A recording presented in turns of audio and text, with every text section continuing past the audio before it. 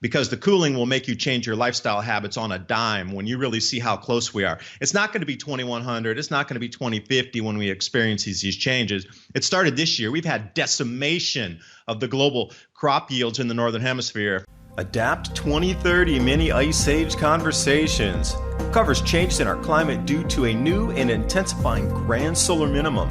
In the media, overlooking, downplaying, or burying cold weather changes occurring on our planet. This is in order to keep the global warming agenda steaming full speed ahead. I do this podcast and radio program because we need to begin conversations on how to adapt our food growing strategies long before 2030 as agricultural zones shift, affecting global crop output. But very few mainstream media outlets are talking about the most important issue of our time: cold weather crop losses. Our sun is going through a 400-year cycle, which has effects on our weather patterns as our magnetosphere weakens and the jet streams go out of flow. It's not CO2, it's not you, it's the sun. Are you ready to thrive in the Grand Solar Minimum? Then join me for Mini Ice Age Conversations. I'm your host, David Dubine.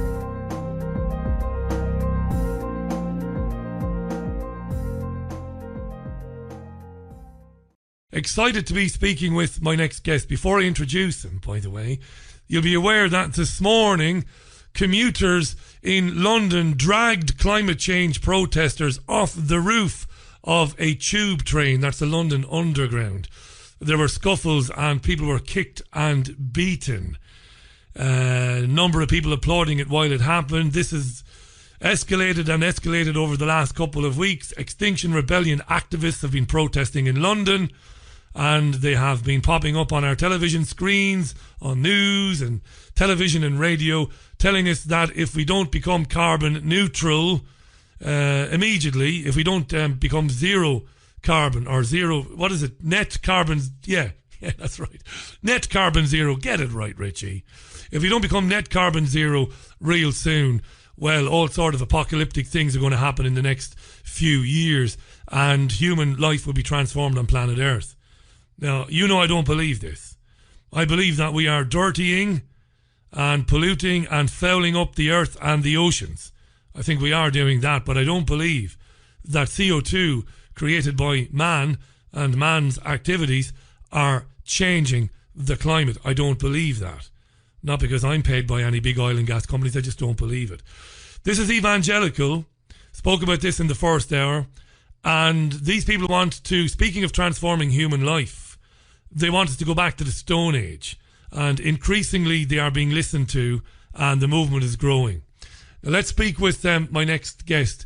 He's a fascinating man, because he used to buy coffee in Southeast Asia, which must have been a fantastic job, very interesting job indeed.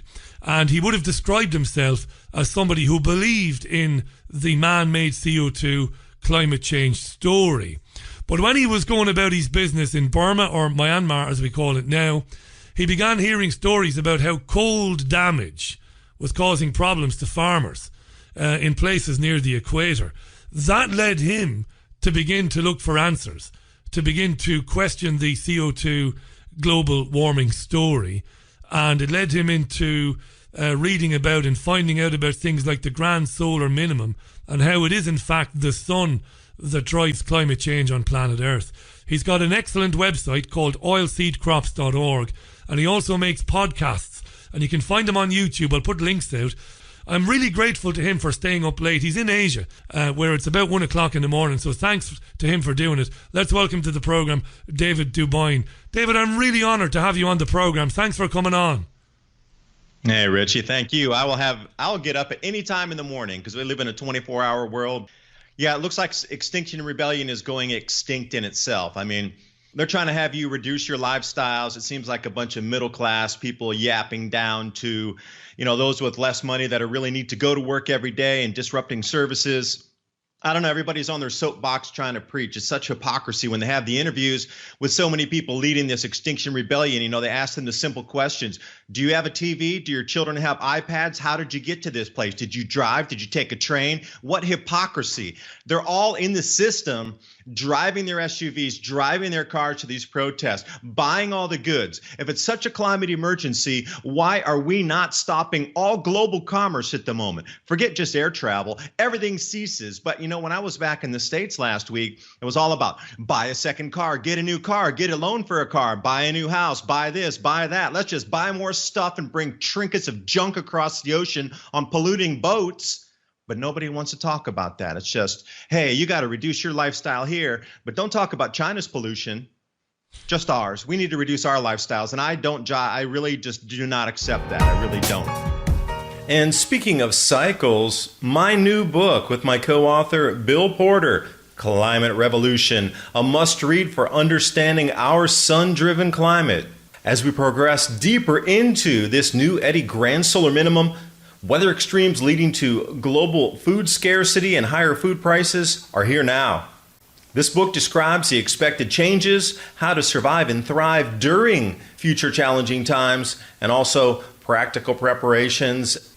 The entire book is interactive with over 250 links, so you can click and go out to the scientific aspect of what we're talking about with the repeating cycles in this Grand Solar Minimum. The science is explained so you understand the mechanisms. The solutions are there because we know we're going to face these exact same problems again that were faced in the Maunder Minimum, the Sporer Minimum, the Wolf Minimum. Find designs for building greenhouses, grow guides, beamed soil techniques, as well as bioreactors to create your own growth hormones for the soil. Available now, the new Adapt 2030 Climate Revolution. The link's in the description box below. So we can start the conversation any way you want, but I've noticed a couple things about the Extinction Rebellion and all this climate neutral, say, narrative that's out there. It's not even, in my opinion, true protest. It's a narrative pushed forth by money. And you saw that article that I think it was in, I forget which, it wasn't The Guardian, it was another publication. I think it was Independent in the UK that talked about these protesters were being paid anywhere from £400 to £600 per month to organize the protest. It's not organic.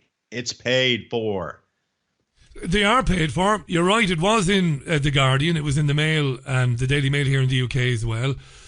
Many of these middle class, as you properly described them, activists are being paid expenses to the tune of hundreds of thousands of pounds. You made an excellent point there about China. David Duboyne is our guest. Before we talk about your own story, David, which is absolutely fascinating, there's a real kind of evangelical fervour to this Extinction Rebellion movement. It's grown up out of nothing very, very quickly.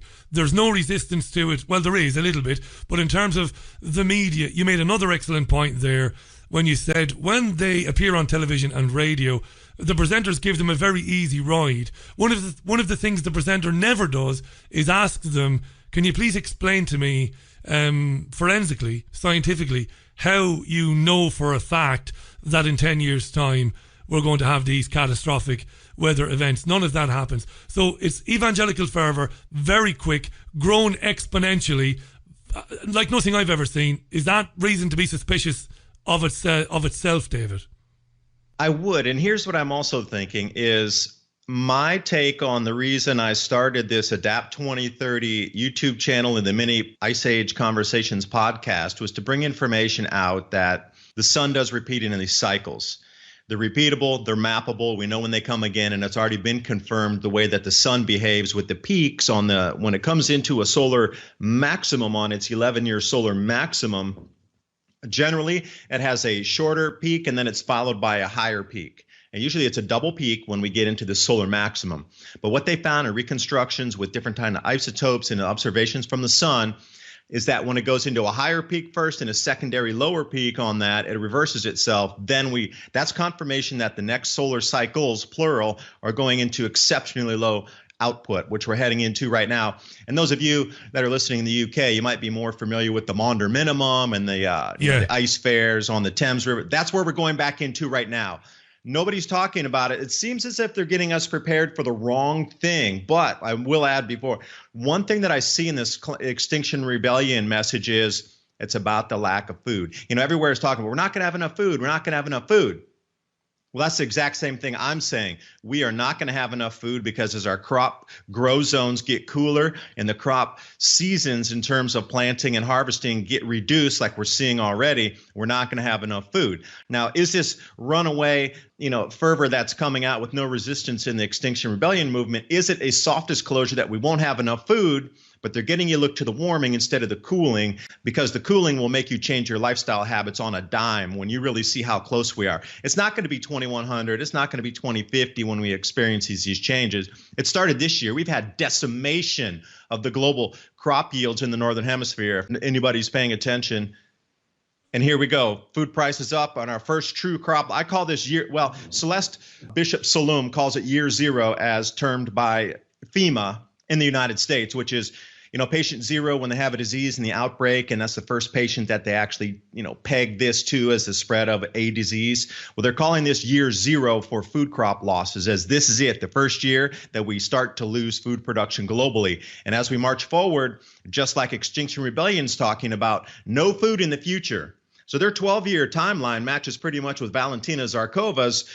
World governments need to stockpile food right this second to prepare for what's coming in 2028 to 2032, when we literally won't be able to grow enough food for this planet's population at the moment. It's really interesting how the overlay on the timelines is here. It's more like it's soft disclosure. Same thing in America with the crop losses. They're saying, look at the cold, it's wiping out American crops. Yet they're not talking about the Grand Solar Minimum or the late planting. They're just pegging it on a single event. Again, it's soft disclosure to get you ready. And that's where I think the program could go today, because it's in our faces now. We're at year zero and prices up from now, and good luck trying to get your food in the future. Let's talk. We are going to stay with that theme, because a lot of our listeners will be absolutely staggered to learn that cold temperatures are playing havoc with farmers' yields in America and around the world. This will be the first they will have heard of it, David. That's why it's terrific to have you on the program today. Thanks for mentioning Valentina. She was on the program with me a few weeks ago. I found it fascinating, the mathematician Valentina Zharkova. Before you explain in as simple terms as you possibly can, I know you already did, but break it down again in a second, what the Grand Solar Minimum will mean. I have a question for you. I think you're right. I think this is going to happen. Won't the evangelical, I'm going to keep calling them because they are evangelical, whipped up, almost crazies. Maybe I shouldn't speak about people like that, but they are going to blame the solar minimum and the colder weather.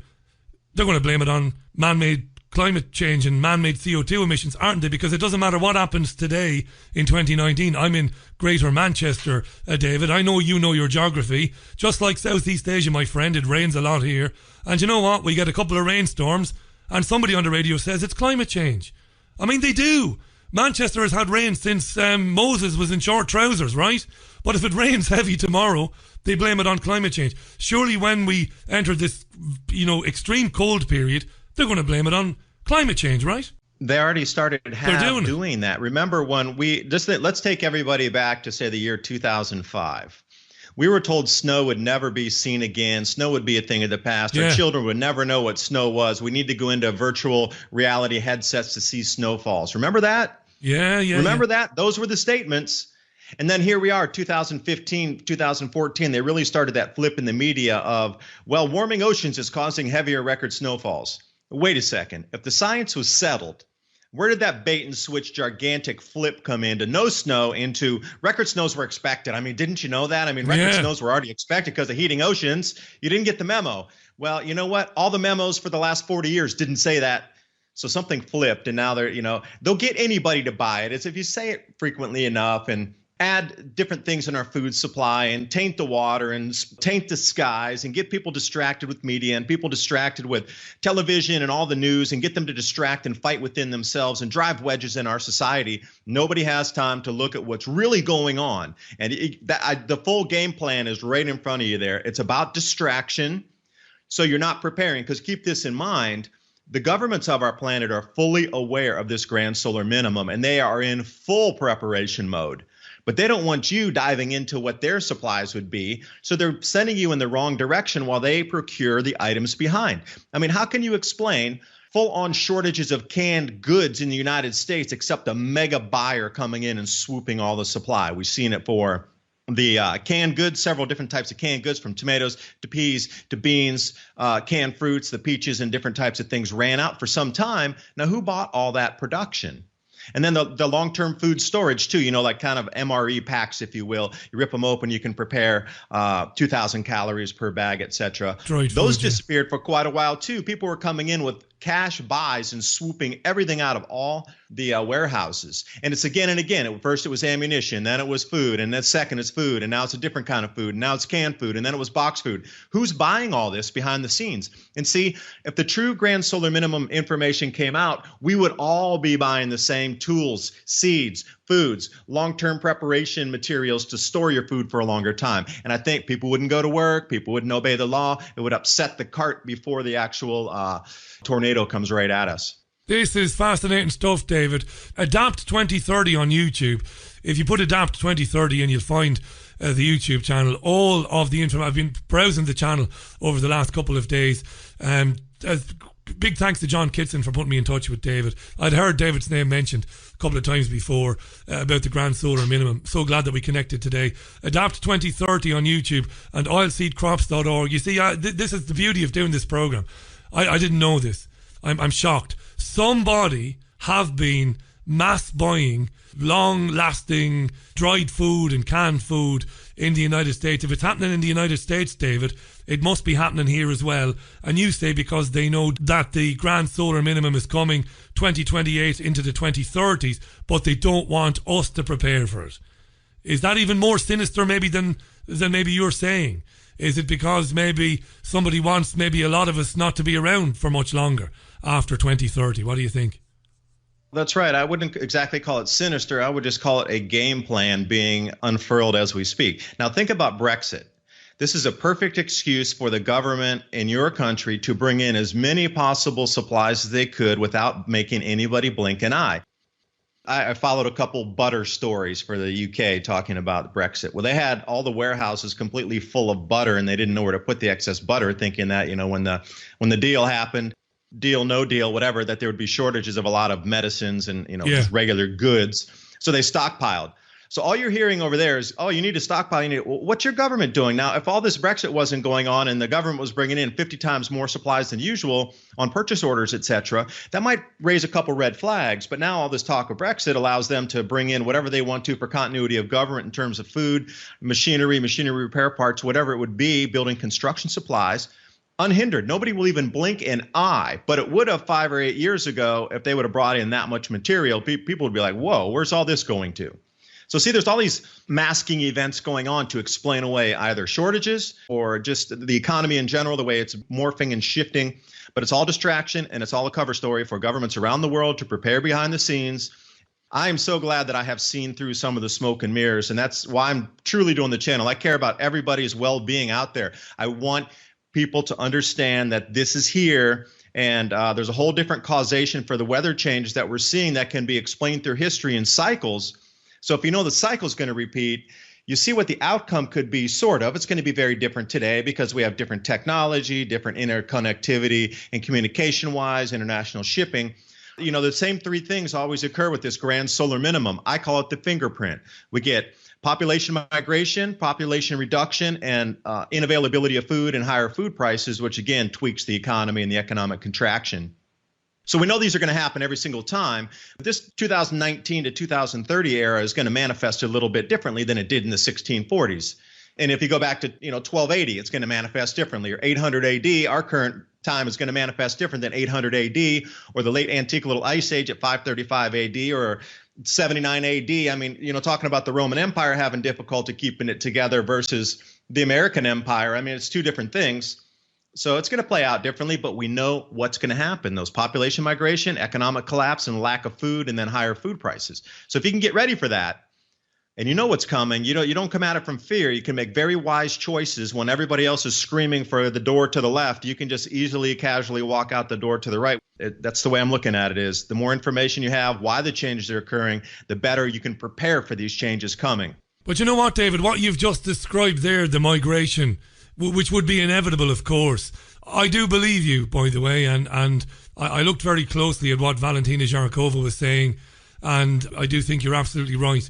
We are heading into a cooling period, a very cooling period. TrueLeafMarket.com. I really want to talk about growing your own food, which will be a necessity moving forward. There's so many ways that we can go about growing different types of vegetables that we're going to need. You know, microgreens are incredibly nutritious. They're super fast to grow. In less than a week, you can have something that you can eat. Also, sprouts. We can get those a little bit taller, a little more dense, a little bit larger volume on the vegetation mass coming off of there. So how do you know what kind of sprouts to grow? How about wheatgrass or herbs? What about different types of herbs that we can add to our foods? Now, what I just described to you, there's a full range of starter guides there at TrueLeafMarket.com for you to take a look at. Even if it's just for your own knowledge and you don't purchase something from them, at least get the information so you know how to grow microgreens, you know how to grow sprouts, you understand what some of the herbs are for. TrueLeafMarket.com. Use the link below and give yourself the gift of organic and heirloom seeds. I've interviewed scientists and meteorologists over the years as well. The ones who will come on, you know, the climate change guys will never come on because they don't want any sort of debate. They don't want to be challenged. But the ones who are coming at it from the point of view that man-made CO2 is not warming the planet, those guys, many of them have agreed that, as you've said yourself in your excellent videos and on your website, the sun drives climate on planet Earth, nothing else. The sun does. That's true. And in a period of very low solar activity, which I believe you are right, we are heading towards, it's going to be very, very cold. Now, the conditions you describe, particularly the mass movement of people, I tell you what, David, those are perfect conditions for global conflict. What do you think? Well, that would be a perfect way to explain away all the crop losses across the planet that they haven't been telling everybody about, because if the supply chain breaks down, there's another convenient excuse. Oh, your supply chain broke down because of the war. It wasn't that there wasn't enough food to really deliver to you and you can't get it at your home purchase place. It was the war that stopped the flow of goods. That wasn't because we didn't tell you about the crop losses. See, again, another perfect excuse to explain away something that is so inconvenient. That is, if you talk about this, if the news was to get on and do it, as much as Extinction Rebellion is pushed in the news, if they pushed really this loss of crops that's coming up, I think society would change in a matter of weeks of people getting ready. David, tell me this. Why are now you're going to tell me probably that they are, but I don't see it. Why are the world's farmers not blowing the whistle on this? Why are because they know, don't they? They must know. A farmer, real farmers, they know their land like they know the hairs on their arms. They know their land. And they will know this is happening. So why are they not talking about it? They are, but for them, they have bigger issues like getting seed for next year, getting the loans paid off, getting their machinery up and running.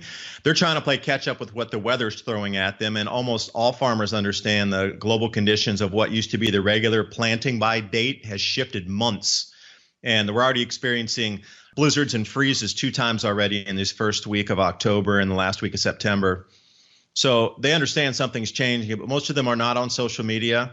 The ones that are do tweet or do videos about it. Yasana Ranch is a great one, going into the corn production, talking about this. But just the general, if you think about 100 farmers, there'll be one that could be on social media and the rest are talking amongst themselves, but they're trying to figure out their own day-to-day problems to stay alive in this competitive world of mega farms trying to gobble them up and, try their best to put them out of business. So they have bigger fish to fry literally on their plate of just trying to keep their farms afloat versus trying to warn the world or talk about these such things. That's the best way I can describe it. David, I've loads of questions for you. It's 26 and a half minutes past the hour. There's huge reaction on Twitter right now to you being on the program. Thanks for coming on. It's YouTube Adapt 2030. David Dubine, do go to oilseedcrops.org. This is totally true, this. I'm endorsing this because I know it to be true. Because I've been looking at this myself for the last couple of years. It's important that you understand this. Is there evidence of this in stock market manipulation, David? Surely there is. Surely the people who know this is happening, they're having presumably unparalleled success in betting on and speculating on and short selling crops and things like that in the stock market. It must be going on, right? I think you've seen a couple videos I've done on the USDA, that's United States Department of Agriculture, putting out such bogus information, going completely against the market. And, get this. Now, this is a perfect example here, and I'll let everybody draw their own conclusion if there was insider trading or if the USDA is releasing information to traders to allow them to profit on what they will say. Now, you have to understand, in the United States, the bombogenesis that rolled through in the early part of the planting season was the biggest devastating floods in American history in the middle of the crop growing regions. There were places that are still not even close to being repaired, even getting the roads back in there, let alone getting the fields refurbished where they can plant. They were looking at an initial 30 million acres taken offline for corn production, 30 million. And that was coming from the social media, the tweets, people on the ground, news forecasts, or actually news footage and helicopter footage, etc. Inland seas formed in the United States on our grow zones. And the USDA had the gall to come out and say that we would increase our corn production 2% from last year's totals. Wow. Now, this bankrupted an enormous amount of farmers because in the same breath, the USDA was giving advice to farmers knowing that they would get such losses for them to go long on corn. So if they couldn't meet their obligations for delivery, that they would have some money to pay off the contracts and take the penalty for non-delivery. But then they put out that thing that bankrupted. It dropped so much that everybody got stopped out. But there were 300,000 contracts put the day before to go the opposite way the market was trending. So you tell me if there was insider trading. I firmly believe they need to be investigated. And I think that the way they're doing these estimates, they're more market stabilizers than they are giving us true information. But that was just downright fraud, what they did. And then the second report was really no better. And here we are now, they're trickling away some of the losses. Now where they say, oh, we're going to lose a few percent. These independent forecasters are saying there's a 40% reduction in just the corn alone. And they were calling a 14% down just on what they've seen in the weather reports for soybeans. Just in a matter of days, they reduced the entire United States soybean crop by 14%. And these are independent forecasters, but the USDA is trickling along. And I love it in their last reports there. They say, well, we finally have some good solid numbers from, what's being planted. I'm sorry.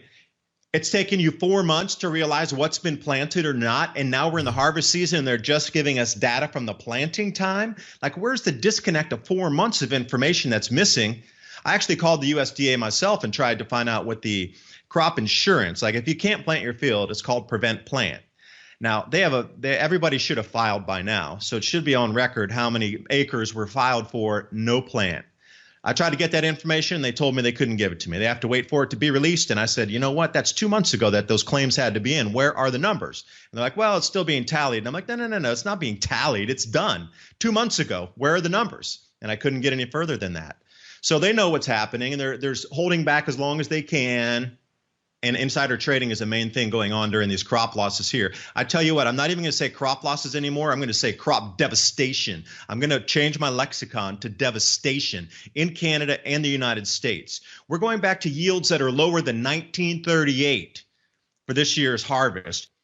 Put that in context. We're going to produce less grain in 2019 than we did in 1938 because the records only go back to 1938. That's the furthest they go back. So when we're getting this low in production in America, and then look what happened with the army worm wiping out China's crops there this year too. The publicly Chinese media was allowed to say 35% reduction in crops due to the army worm in the spring and then also in the fall. That's official. It's way higher if China's allowing their state media to say 35% reduction. China's exempting all U.S. farm goods to come in. Strategic pork reserves released from China due to the swine flu. Everywhere you look, major producers are struggling. And now just looking at this thing here before our interview, Argentinian production forecast now to go to 18.3 million tons, 3 million tons lower than USDA estimates. I don't know. Everywhere you look, the USDA is a farce. It's working for big traders, and it's not there for the people to give us true information. It's a market stabilizer that releases. There is definitely insider trading going on. I really feel the directors should step down, and I feel that the CFTC should investigate inside there where the insider trading is taking place. This is ridiculous to bankrupt our farmers like this. Tens of thousands of farms, small farms, went out of business because of these bogus USDA reports, and that is our food supply. And I'll imagine, stop there before I get too irate. No, you can because get it really irks me, this thing. You can get on. irate if you want. It's time to be angry about this stuff because it's all real and it's all happening. David Duboyne is our guest. Adapt 2030 YouTube channel. That's where the supporting evidence for the claims you're hearing. David is making claims here. The supporting evidence is on the YouTube channel for the insider trading. This is real. Going into the Grand Solar Minimum. Catastrophic for farmers around the world and for global food production. Man-made CO2 is not warming the planet. It's not causing catastrophic climate change.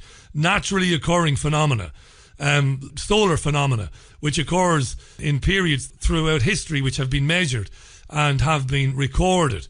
And because of that, mathematicians and others have said that at the end of this coming decade, we're going to be into a very, very cold period. And it's going to last for several years. That is going to have catastrophic effects on global food production, as I've just said.